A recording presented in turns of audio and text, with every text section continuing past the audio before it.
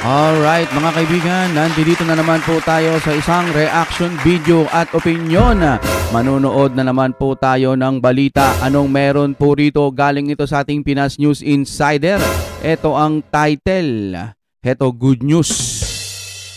Ano to? Nakarma si Tamba.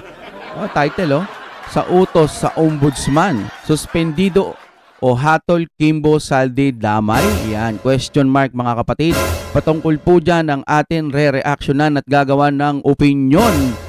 Sa pamamagitan po niya ay malalaman po natin kung ano ang nilalaman ng balita. Kaya kung ready na kayo mga kaibigan, simulan na natin ito. Gaano ito katotoo? Ito ang balita ngayon. Trending at pinag-uusapan ngayon sa mundo ng social media. Ang di man ay balita. Anong meron? Napapasok lang na balita. Dating House Speaker Pantaleon Alvarez, Attorney Topacio, Attorney Jimmy Bondok at Citizen Crime Watch at iba pa nagsampa ng motion for preventive suspension sa Office of the Ombudsman laban kina Speaker Martin Romualdez, Manex Dalipe, Representative Saldico at Representative Stella Gimbo kaugnay ng kaso di umanong peking dokumento, 241 bilyong pesos insertion at pagkakaroon umano ng pinsala sa gobyerno. Ayan yan. Kasi lagi na hong usapan yung patungkol po sa impeachment.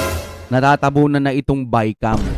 Baka kasi banat ng banat yung bycam nakakalimutan na. Kaya eto na ngayon yung balik, no? Gaano kaya ito katotoo mga kababayan? Ating alamin. Pero bago ang lahat, kung bago ka pa lamang sa aming channel, please huwag kalimutang mag-like, subscribe at i-click ang notification bell para mas maging updated ka pa lalo sa lahat pa ng bagong video na i-upload namin. At eto na nga mga kababayan, kung ating matatandaan, nagsampa na ang grupo nila Davao del Norte 1st District Representative Pantaleon Alvarez, Attorney Topacio, Attorney Jimmy Bondok at Citizen Crime Watch at iba pa ang 12 counts ng falsification of legislative documents laban sa nabanggit na House official dahil sa umano'y nangyaring insertion sa 241 billion 2025 national budget. At ngayon, nagsumiti ng panibagong petisyon sa Office of the Ombudsman ang grupo ni Davao del Norte 1st District Representative Pantaleon Alvarez. Layunin nitong hilingin sa Ombudsman na patawan ng preventive suspension sina House Speaker Ferdinand Martin Romualdez, Majority Leader Manex Dalipe,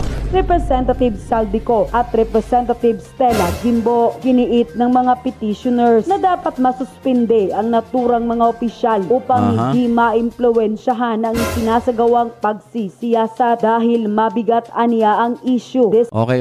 After masuspindi, ayon sa pagkakaintindi ko, parang may kasunod pa.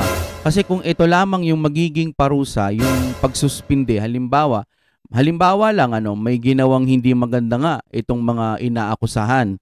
Tapos ang magiging kaso lang ay ang magiging pataw lang nakaparusahan suspindi ay hindi naman tama 'yun. Hindi naman natin sinasabing mabuti ang pagnanakaw ng mga kamatis, luya, o mga nagnanakaw sa mga kalyeng maliliit lamang. Hindi ko sinasabing mabubuti yung mga yun, pero dapat maging patas. Na-ching tuloy ako. Buti na lang na i-post ko. Ang ibig kong sabihin, yung mga magnanakaw na maliliit, mali talaga yon, dapat talaga silang ikulong. Paano naman po? Halimbawa lang hindi ito rumirekta sa mga taong inaakusahan nila dyan, hindi yon. Ang sa akin lang, paano naman yung mga malalaking tao na nahulihan ng mga ganire at ganito? O yung mga kurakot, suspindi lang po ba? Sana hindi sana una lang ito at kasunod, may kaparusahan na dapat para sa kanila. Kasi lugi. Sasabihin ng mga nagnanakaw ng mga snatcher lang, mga ordinary, yung mga maliliit. Masasama rin sila. Hala, lugi kami. Yun, mga nagnanakaw ng billion-billion Diba, sabi, billion-billion ninakaw nun, tapos suspindi lang. Imagine niyo yung mga nag-i-snatch ng cellphone, sinuspindi lang sa trabaho nila. Oy, nagnakaw ka daw. Suspendido ka na.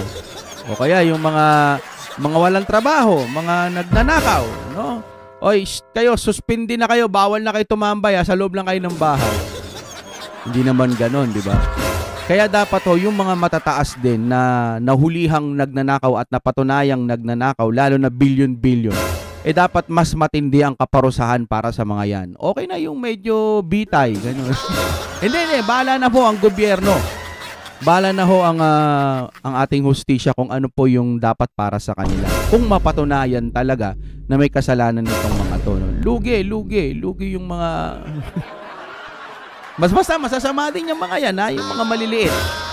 Huwag nyo pa rin gagawin yan. Okay?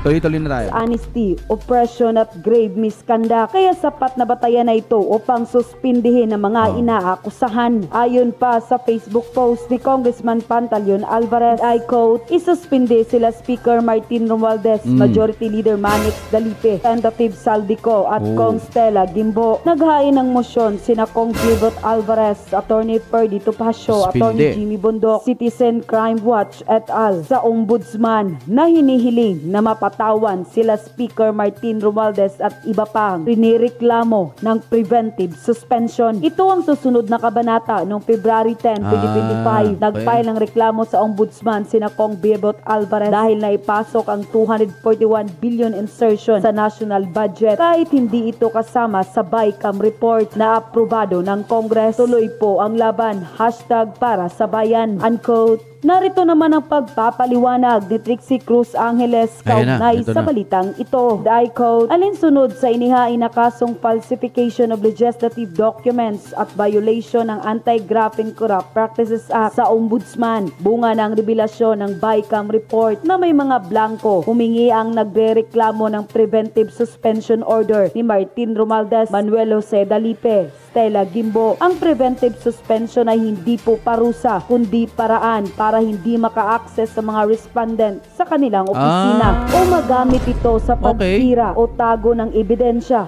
o pag-impluwensya sa mga saksi habang dinidinig ang kaso. Ayun ang maganda mga kapatid. Ngayon naiintindihan na natin. So hindi pa pala ito parusa ayon sa aking pagkakaintindi. Ang opinion natin dyan ay tama nga naman Habang gumugulong pa yung investigasyon, mas maganda nga talagang suspindihin. Kasi makaka-access pa sila di ba? Pag naka-access pa itong mga to, makakagawa ba ng paraan para magkaroon ng magic. Base lang ho yan sa ating pag-unawa. Dumadami yata ang mga napapile. Unquote. At eto na nga, pag-usapan na po natin ang isang sikretong makakatalo sa alyansa ng mga manggagago. Walang iba kung hindi ang kanilang presidente. Ito na nga po mga kababayan.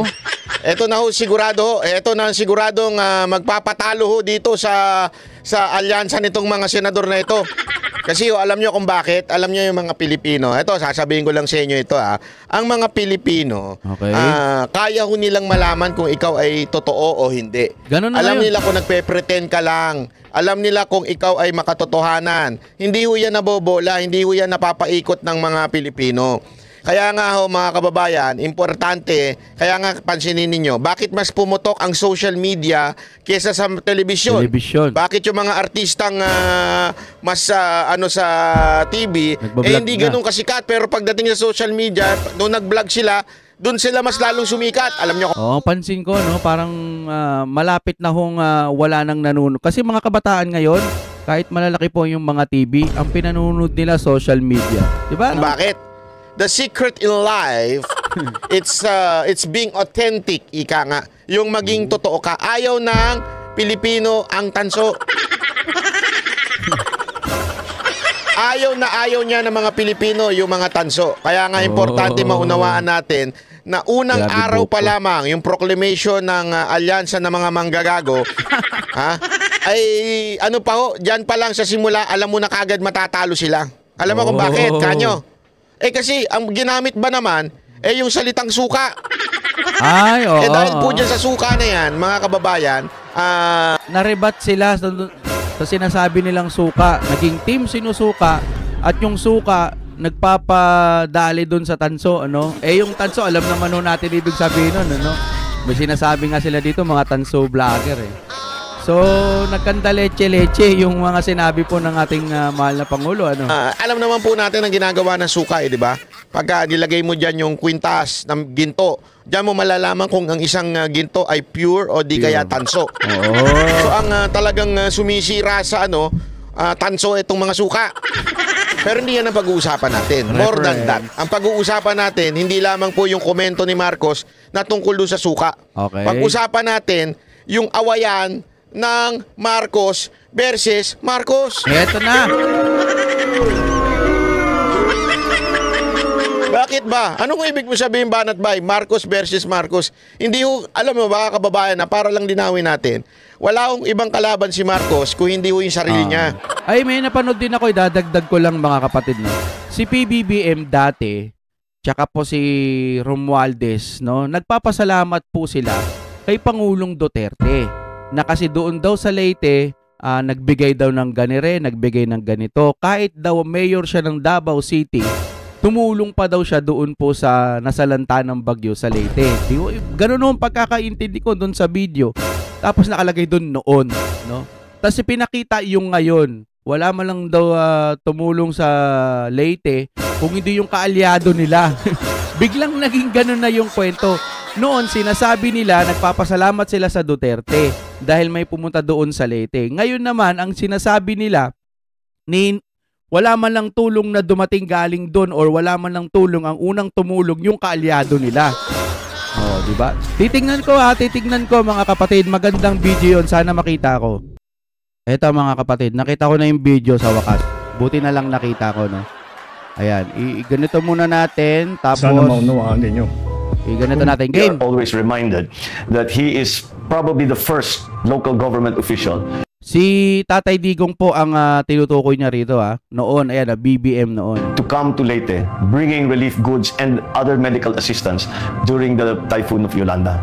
Oh, ayan po si Tatay Digong daw yung dumating. Hindi makakalimutan niya ng mga Taclobanon, ng mga Waray, na talagang noon pa, hindi pa naman siya presidente, hindi naman siya kailangan pumunta doon. Mayor siya ng Davao, pero pumunta siya ron siya mismo at ang dami niyang dalang mga doktor. Oh, ayan mga kapatid, hindi lang siya basta pumunta doon para magpapogi ang ating Tatay Digong. Pumunta siya doon, may kasama pang mga doktor.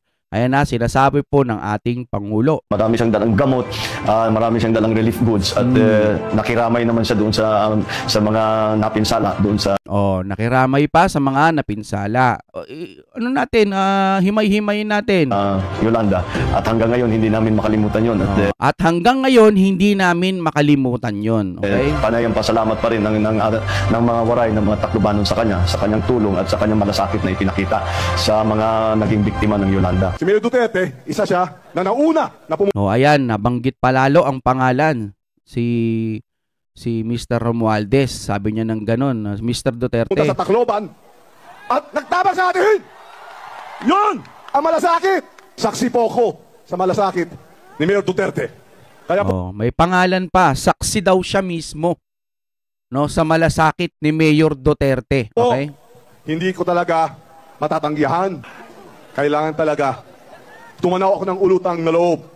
Kailangan daw, hindi niya matatanggihan, kailangan niyang tumanaw ng utang na loob. Yan. Bakit natin inuulit? Para baon na baon sa ating mga utak yung mga sinabi po nilang dalawa. No?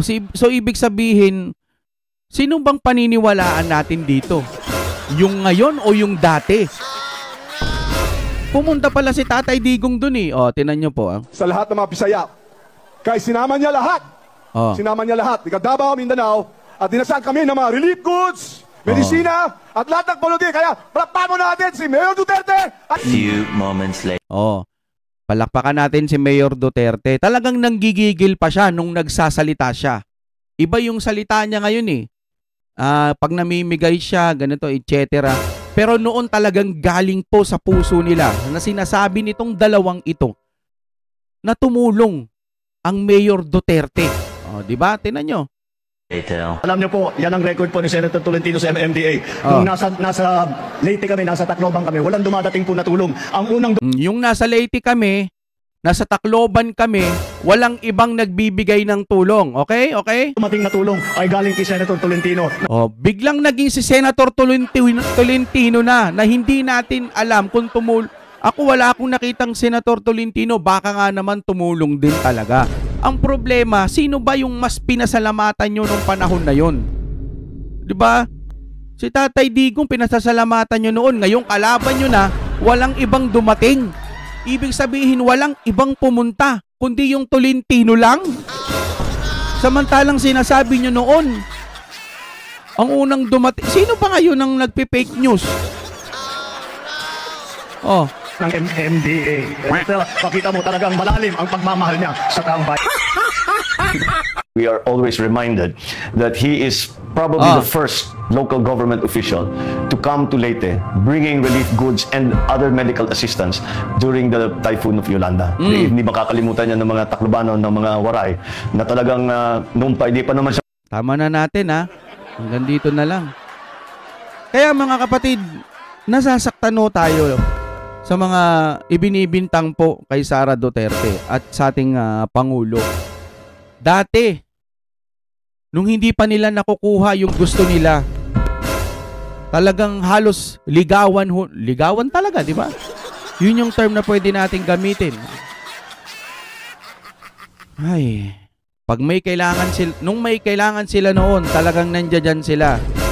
Halos sipsipin nila ang mga daliri sa papapuri. O pumunta pala eh. Tapos ngayon sinasabi nila hindi pumunta. Ang tanging pumunta lang yung Tolentino. Eh mali mo nga talaga pumunta. Pero sabi niya walang ibang pumunta eh. Ngayon, paano to ipapaliwanag ng mga taga-kabila? Isasara na lang nila ang kanilang mata at didedmahin na lang nila to. Bukod sa sasabihin ko, may sasabihin pa si Banat Bay. Si Sir Banat Bay natin. Eh, baka meron pang iba pa bukod doon sa pinakita kong video. Tingnan nun natin. Ano? Hindi ko kalaban ni Marcos sa mga Duterte. Hindi, maliw kayo dyan. Ang kalaban niya mismo, yung kanyang sarili. Paano ko nasabi? O, panoorin nyo ito ha. Wala kayong maririnig na masamang balita tungkol dito sa ating mga kandidato. Wala sa kanila ang nagsisip-sip po sa China. What? Wala daw, sa kanila daw ng mga yon, walang nagsisip-sip sa mga taga-China. Okay? 1 minute later. Bilateral agreement with China that we must continue to engage China. Anong ibang mga solusyon? Sasabihin natin, yung United States, pumasok uli kayo dito sa Pilipinas, kayo mag-defend sa atin. Eh, hindi na pwede yun. O, kita mo, galing sa kanya. O, kita mo na? Pati itong basketball player na ito na ano? Hindi, totoo. Yan, halimbawa ho niyan. Diba? Inconsistent, ika nga. So, Marcos versus Marcos ang labanan. Diba? Marcos versus Marcos eh. Sabi niya, wala dito sa mga kandidato na to ang sumisip-sip sa China. Pero nung siya ay nagsisimula pala yan ang kanyang tono. Oo. So dahil sa nilalabanan niya, sarili niya, matatalo sila. Okay, tuloy pa natin ha. Tuloy pa natin. Grabe, itong no? si ano ha. You talking about, man? Na pumapalak, yung iba pumapalak pa. Na tuwan-tuwa. Alam mo, hindi ko maintindihan sinasabi Hindi mo. nabasa. Gulo mo, nababasahin mo na, hindi mo mabasa na maayos. Alam mo, doon sa sukatan, doon sa SMNI, alam mo, ako naunawaan ko na mahirap magbasa. Lalo na pag malayo, kasi malayo yung camera, malayo yung teleprompter.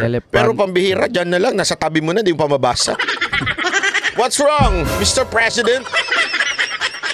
Ano po ba yan? Sobrang liit po ba yan sulat na nakalagay dyan? Sino man ang sumulat yan, laki-laki yan yung sulat, di mabasa ng presidente, baka bagong gising lang to. Dahil may hangover pa. Uy! Diba, madalas mag-party yan eh. May hangover pa sa kakatrabaho, kayo naman. Ay! Gago! Eh, napupuyat siya sa kakatrabaho, kaya tuloy may hangover pa, kulang pa sa tulog. Gago! Oh, eh baka puyat, oh, di ba? Di natin alam, baka puyat. Ay, hindi niya mabasa naman. Ang gulo eh. Ang gulo talaga. Sa totoo lang, pag nagsalita to, dinaig pa nito yung sabog. Di ba? Wala akong sinasabing sabog siya. Ang sinasabi ko, dinaig niya pa yung mga sabog. Eto, nakakausap na ba kayo ng sabog? Yung magulo. Parang magulo ka usap, no? Tapos sabog ka ata eh. Ganun. Sir Banat ba, hindi mo naman na kailangan ipaliwanag yan. Yung kausap, yung sabog. Lagi na lang kaming sinisita ng mga barko, baga tinatabi. Oh, Yung, ito Simula nung umupo si BBM, anong nangyari? sa totoo lang, naging ano kami, baga lagi na lang kaming sinisita ng mga barko, baga tinatabihan kami. Nung nakaupo pa si Tatay Digong, buhay kami, malaya kami nakakapangisda sa Scarborough. Nakita nyo na? Oh, yeah. Yun din ang iniisip ko eh. Kasi nung panahon po ni Tatay Digong, hindi naman ganito kainit. Although may nakikita tayong mga may init, pero bilang lang ho sa mga balitang nakikita natin. Bastos pa rin talaga ang China, pero bilang pa rin sa mga daliri natin yung mga nagaganap na maiinit. Ngayon, mas malala eh. Imbis na asikasuhin nila yung problema sa China, kapag nag-i-interview ata, lumalabas, may kasalanan po Duterte. Baka daw ho kasi may usapan ang Duterte noon, Chet. Bakit hindi nyo kausapin ngayon, di ba? Kausapin nyo kung anong problema dyan sa China kasi kayong may kapangyarihan ngayon. Ngayon. Hindi yung puro sisi sa Duterte. Yung mga hindi pinapakita ng media eh. Alam mo naman yung mga bayarang media, yung mga puta na media. Yung mga puta di ihon na media. Hindi pinapakita yan. Yung mga pokpok na media, hindi pinapakita yan. Yan ang matunay na mangingisda, di ba? Sinasabi nung panahon ni Duterte, nakakangisda kami. Yeah. Pero ngayon, hindi na. Totoo yan. Tapos sasabihin ni Marcos na kesyo ngayon daw parang mas okay ang mga mangingisda. Ito po ang totoo. Oy, anak ng wewe, ba't lumabas to? Wala daw dugo, wala daw baybahin ng dugo dahil sa Marcos na kesyo ngayon daw. Oy, anak ng wewe, ba't lumabas to? Si Red Horse. Wala sa kanila ang may bahid ng dugo dahil sa tukhan. Ha? What? Wala daw dugo, wala daw baybahin ng dugo dahil sa tokhang. Naku po, ano kaya ang, sino kaya ang kukontra sa kanya? 1 minute later. Enrile would give a qualified admission that human rights abuses were committed, not just against those who sought to oust President Marcos, but against opposition leaders and even journalists. So you're acknowledging that there were human rights violations and there were killings There's during no martial question law. that there were. Tama-tama tuloy si Pacquiao. Hindi, alam mo, sa totoo lang ito ang problema kay Marcos eh. Minsan kasi, dahil siguro bagong gising dahil puyat, puyat siguro. Hindi, may hangover siya mga kababae. Linawin natin, when I say hangover, wala akong ibig sabihin iba. Sa trabaho. Hangover, kakatrabaho. Masyadong puyat si Marcos sa kakatrabaho. Trabaho ng trabaho yan. Puyat.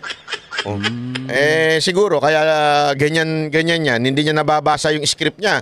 Kasi parang, alam mo, nung panahon ng nangangampanya si Marcos, yung 2022, hindi naman po siya ganyan. Hindi nga siya nagsasalita, hindi nga siya nagpapaliwanag eh. Ewan ko ba ngayon, bakit tila nagbago siya ng imahe? Biglang bumabanat na siya ngayon. Di ba? Hindi ko alam, nanunod ka ba ng banat bay? Ba't bumabanat ka? Sasabihin mo walang bahid ng dugo. Remember, yan ang akusasyon sa buong pamilya mo. Tanda mo, no buong pamilya mo noon, sino ho ba ang pasimuno ng martial law noon? Sino po ba ang mismong si Enrile inamin na there were abuse on the time of your father. Na yan, ang alam lang niya magbasa. Sunuran lang yan doon sa pinsan niya, sa asawa niya. Paano mangyayari yan? Kaya nga mga kababayan, di ba, yung una ko palang salbo sa inyo, sinasabi ko na, si Marcos ang magpapatalo sa kandidato niya. Eto mabigat mga kapatid. Sa eleksyon malalaman ho natin. Matira matibay dyan. Kung sino talaga ang pagkakatiwalaan ng taong bayan ngayon. Malalaman natin kung matatalino na talaga ang mga taong bayan. Naalala nyo yung 8 diretso noon, Ni isa walang nakapasok. Ngayon may nakapasok, isa. Pero hindi nga natin alam kung may magic na nangyari noong mga time na yun. Pero sana ngayon mas bantayan ng taong bayan, Sana walang mangyaring magic. Kasi kung walang mangyayaring magic, baka maulit ho ang 8 diretso. Piliin ho natin yung makakabuti sa ating bansa. Hindi yung puro daldal lang. Piliin ho natin yung may mga napatunayan na. Okay, hanggang dito na lamang. Maraming salamat po sa inyong panonood. Kahit isang like lang, kada isa sa inyo, ay marami na pong salamat nun. Mag-comment na rin po kayo. Pag-usapan natin kung ano pa ang mga kapalpakan na nangyayari ngayon. Break it down.